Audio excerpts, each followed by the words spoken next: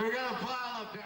You know where you are. This is Artist on Record. Today in the hot seat, former Guns N' Roses manager, Mr. Alan Niven. His new book, Sound and Fury, Rock and Roll Stories. You could pre-order that right now. Click on your screen right here.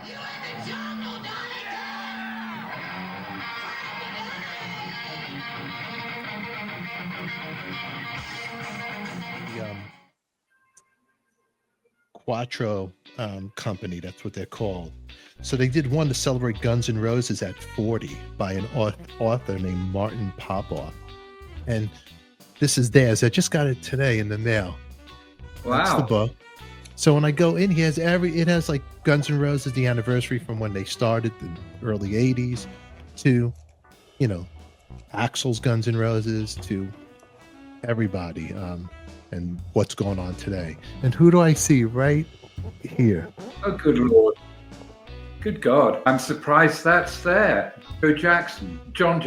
John Jackson, the booking agent and manager Alan Niven, photographed backstage at the Monsters of Rock. Yeah. Donington. August 20th, 1988. Yeah, it was a rough day. Yep, that was a rough day. Oh, yeah, a couple of kids got crushed. Well, it was a rainy day, and Donington is it's in the center of what is actually a racing circuit. It's a racetrack, and there's this grass, effectively a grass amphitheater. And with hindsight, let me be delicate about this.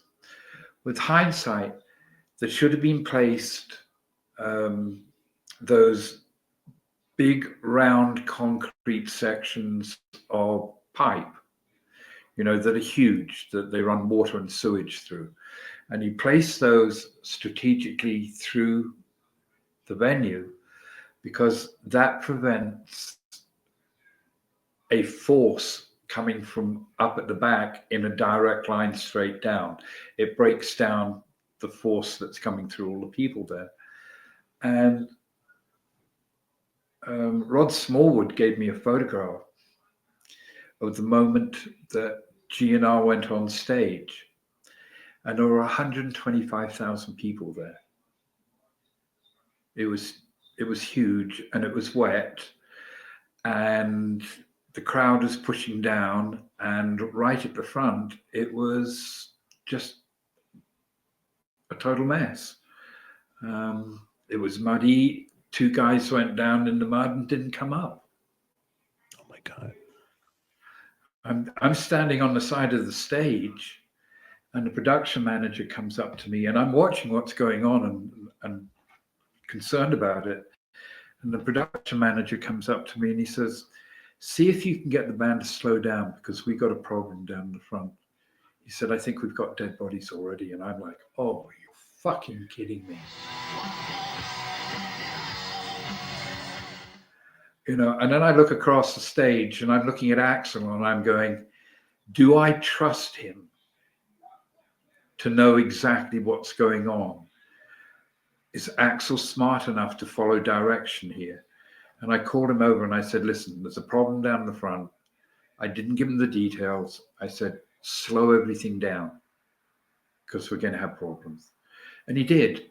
And he got some worthwhile crowd control going. Good knee slide, I saw that.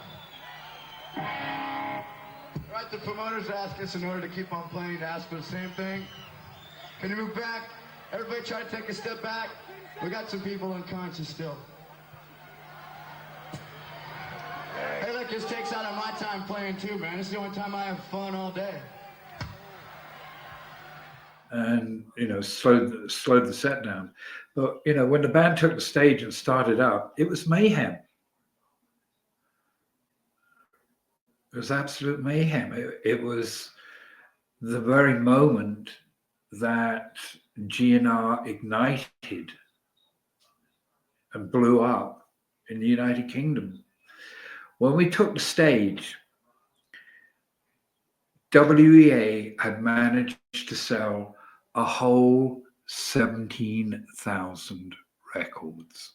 That's all. Okay. For the next 2 weeks after Donington, WEA were printing one record and one record alone in the printing plant to catch up with the orders. It was all appetite for the next 2 weeks coming off the presses, because it just exploded right after Donington. GNR mania. It really Yep. was. Yep. But it was a horrible day. I mean, Slash has referred to it as the moment when the carefree went out of the whole thing, that I no longer felt carefree. The carefree had gone out of it for me quite a while before. But it was tragic. It really was. I mean, you don't do all this for people to come to a gig and see you and not go home. That's not the desire or purpose. And Slash and I were in the hotel bar afterwards, trying to drown our sorrows. And of course, the problem with that is that sorrows can swim. But we were sitting there at the bar, and I felt an arm go around my shoulder, and I noticed that somebody was draping themselves between me and Slash. And they said, "Why are you so miserable? A couple of people get killed at every South American soccer game every weekend." And that was David Lee Roth. And if you ask me whether I can work out where David Lee Roth is either the most intelligent dummy I've ever met or the most dumb, intelligent person I've ever met, I've never been able to work it out. But anybody who could say a thing like that in a moment like that is clearly of an odd state of mind. Whoa.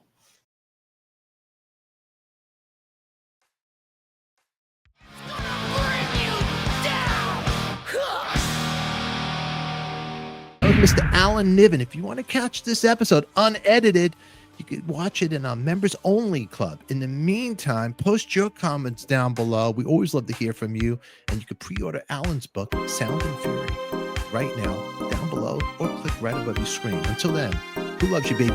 We do. Thanks for watching. We'll catch you all later.